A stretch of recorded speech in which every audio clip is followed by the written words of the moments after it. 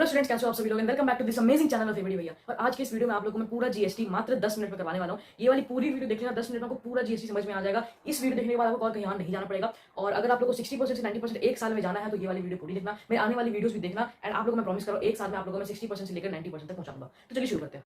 तो जीएसटी मतलब क्या होता है? देखो, जीएसटी का मतलब आप लोगों को पता ही होगा, गुड्स एंड सर्विसेज टैक्स। अब इसके बारे में डिटेल में आपको जानने की जरूरत नहीं है, क्यों आया, कब आया, कैसे आया, किस लिए आया, इस आपको जानने की जरूरत नहीं है। आपको बस इतना जानने का जरूरत है कि जीएसटी दो टाइप का होता है। सबसे पहला होता है इंटरस्टेट और दूसरा होता है इंट्रास्टेट। अब इंटरस्टेट जो है आपके सिलेबस में नहीं है, इसलिए आपको पढ़ने की जरूरत नहीं है, लेकिन फिर भी बस इतना आप लोगों को बता दे रहा हूं कि इंटरस्टेट होता है दो स्टेट्स के बीच में। For example, West Bengal and Uttar Pradesh के बीच में, बिहार एंड मध्य प्रदेश के बीच में, कर्नाटका एंड तमिलनाडु के बीच में। तो इंटर स्टेट मतलब अलग अलग स्टेट से होता है। आप लोग के स्कूल में भी इंटर स्कूल क्रिकेट कंपटीशन होता होगा, इंटर स्कूल फुटबॉल कंपटीशन होता होगा, अलग अलग स्कूल से होता है। वैसे ही अलग अलग कंट्री से, अलग अलग स्टेट से जीएसटी यहाँ पर होता है। इंटर स्टेट क्या होता है? स्टेट के within. For example, West Bengal का एग्जाम्पल ले लेते हैं तो हावड़ा से कोलकाता कोई जा रहा है। बिहार का एग्जाम्पल ले लेते हैं, दरभंगा से पटना जा रहा है। तो अलग अलग, अगर एक ही स्टेट के अंदर एक जगह दूसरे सिटी से तीसरे सिटी जा रहा है तब उधर इंट्रास्टेट जीएसटी लगता है। अब इसमें डिफरेंस क्या होता है? डिफरेंस बस ये होता है कि इंटरस्टेट में लगता है आईजीएसटी, जो आप लोगों को जानने की जरूरत नहीं है, और इंट्रास्टेट में दो तरह का जीएसटी लगता है। इसमें लगता है एसजीएसटी और सीजीएसटी। एसजीएसटी में जो जीएसटी लगता है वो स्टेट के पास जाता है, एंड सीजीएसटी में जो जीएसटी लगता है वो सेंट्रल गवर्नमेंट के पास जाता है। तो अगर फॉर एग्जांपल, अगर 18% जीएसटी लग रहा है तो 9% एसजीएसटी में जाएगा और 9% सीजीएसटी में जाएगा।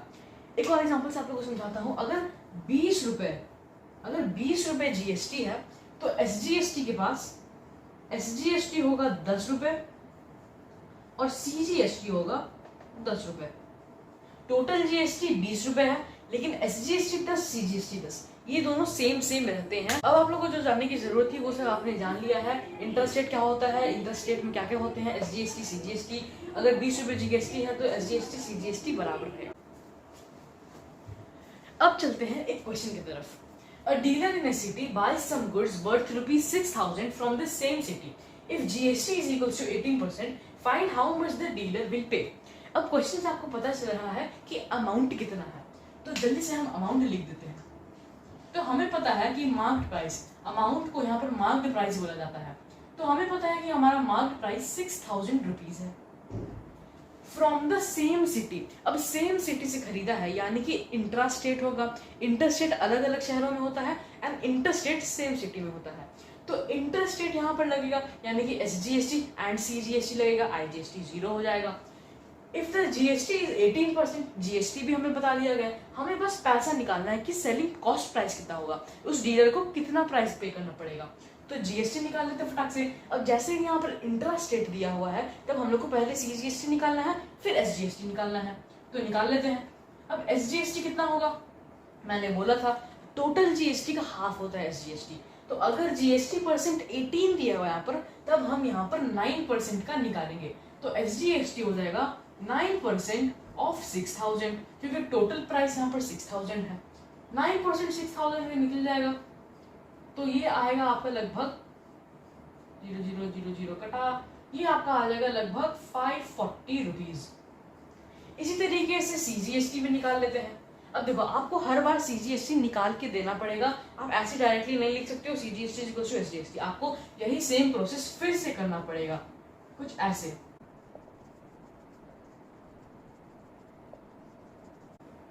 तो सीजीएसटी एसजीएसटी दोनों हम लोग का निकल चुका है। हमें निकालना है टोटल प्राइस। तो टोटल प्राइस क्या होता है भैया? GST plus mark price.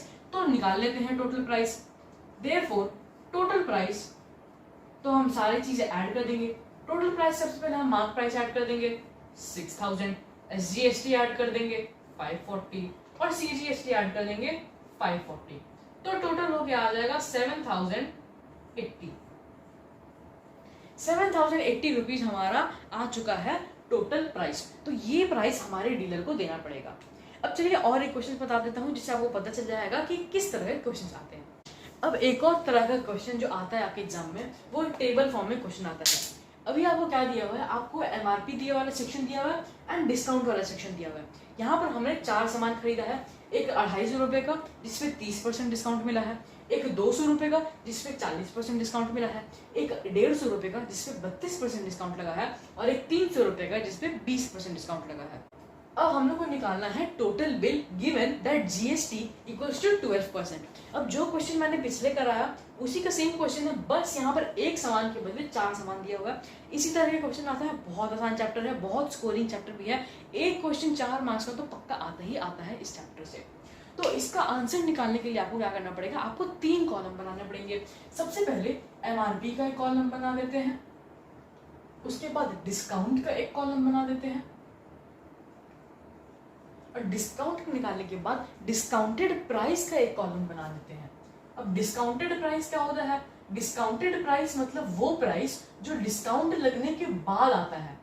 For example 250 जो है ये एमआरपी है एंड अगर इसमें 30% डिस्काउंट लगा देंगे तब जो प्राइस आएगा वो डिस्काउंटेड प्राइस होगा। तो ऐसे करके हमें इन चारों एमआरपी के डिस्काउंटेड प्राइस निकालने हैं। तो शुरू करते हैं निकालना। सबसे पहले ये है 250, ये है 200, ये है 150 और ये है 300। उसके बाद इधर डिस्काउंट है इनके 30%, 40%, 32% और 20%।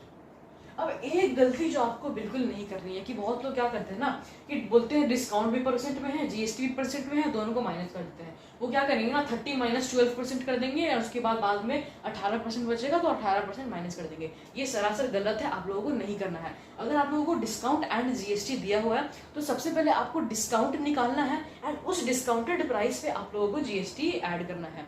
प्रॉफिट भी हो सकता है, अगर मान लो यहाँ पर 30% प्रॉफिट दिया हुआ है तो 250 पे आपको 30% आपको ऐड करना है, उसके बाद आप जीएसटी ऐड करोगे। माइनस कभी नहीं करोगे, डिस्काउंट और जीएसटी अलग चीजें हैं। जैसे कि आप फोर्स और स्पीड को माइनस नहीं कर सकते हो, वैसे ही आप डिस्काउंट एंड जीएसटी को प्लस माइनस नहीं कर सकते हो। ये बात आपको ध्यान में रखना है। तो इनके डिस्काउंटेड प्राइस निकाल लेते हैं। डिस्काउंटेड प्राइस निकालने के लिए हो जाएगा 250 माइनस 30% ऑफ 250। तो 30% ऑफ 250 को हम लिख सकते हैं ऐसे, 30% ऑफ 250। तो ये करके हो जाएगा 250 माइनस 7.5, 250 माइनस 7.5 नहीं, इधर भी कट जाएगा। 250 माइनस 75 हो जाएगा आपका 175 रुपीज। इधर निकाल लेते हैं 200 माइनस 40% ऑफ 200। डिस्काउंट कैसे निकालना है वो भी देखते हैं। डिस्काउंट प्राइस निकालने के लिए आपको एमआरपी से डिस्काउंट माइनस करना है। डिस्काउंट निकालने के लिए 40% निकालते हैं एमआरपी का, उसके बाद हम उससे माइनस कर देते हैं। तो यहाँ पर निकाल लेते हैं ये 0.000 कटेगा, 250 हो जाएगा 160 रुपीज। इसका निकालते हैं।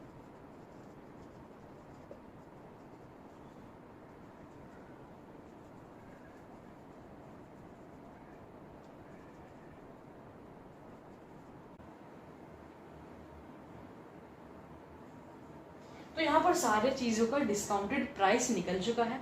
अब डिस्काउंटेड प्राइस आ चुका है चारों चीजों का, तब अब हम क्या करेंगे, अब हम इन पे जीएसटी लगाएंगे क्योंकि जीएसटी लगाना भी बाकी था। पहले हम डिस्काउंट निकालते हैं, उसके बाद हम जीएसटी लगाते हैं। तो जीएसटी निकालने के लिए इन सभी को ऐड कर देते हैं। तो ये हो जाएगा 5 2 7 4 2 6 6 + 7 3 1 कैरी 1 2 3 4 5 6। तो 637 रुपीज यहाँ पर हमारा टोटल प्राइस हो जाएगा। इस पे लगाते हैं अब GST. GST price total price निकालने के लिए, टोटल प्राइस निकालने के लिए क्या करते हैं, 637 जो हमारा प्राइस आया है 637 पे हम जीएसटी निकालेंगे 12%। तो 12% जीएसटी लगेगा 637 पे, तो आपका कुछ हो जाएगा। तो टोटल प्राइस इधर निकाल लेते हैं। टोटल प्राइस निकालने के लिए भाई क्या करना पड़ेगा, टोटल प्राइस निकालने के लिए सबसे पहले 637 ऐड कर देंगे। 637 प्लस 12% ऑफ 637, तो 12% हमारा हो जाएगा इधर 637 का। तो कितना हो जाएगा, 12% ऑफ 637 होता है हमारा 76.44। इसको ऐड करने के बाद हमारा आ जाएगा 6.44, तो इधर आएगा 6 + 7 3 1 कैरी 1 एंड 713.44 रुपीज आपका आंसर हो जाएगा। 713.44 रुपया आपका आंसर हो जाएगा। इसी प्रकार के क्वेश्चंस आते हैं आपके एग्जाम में। बहुत आसान चैप्टर है, बहुत आसान क्वेश्चंस भी आते हैं। अगर आप लोग को भी अपने एग्जाम में 95 प्लस लाना है तो मेरे वीडियो पे मेरी ये वाली वीडियो जाके देख लेना। आप लोगों को सारी चीज़ें बता दिया है कि कैसे मैंने एक साल में 60% से 90% अचीव कर रखा है। आगे मिलता हूँ अगले वीडियो में, तब तक के लिए जय हिंद जय भारत।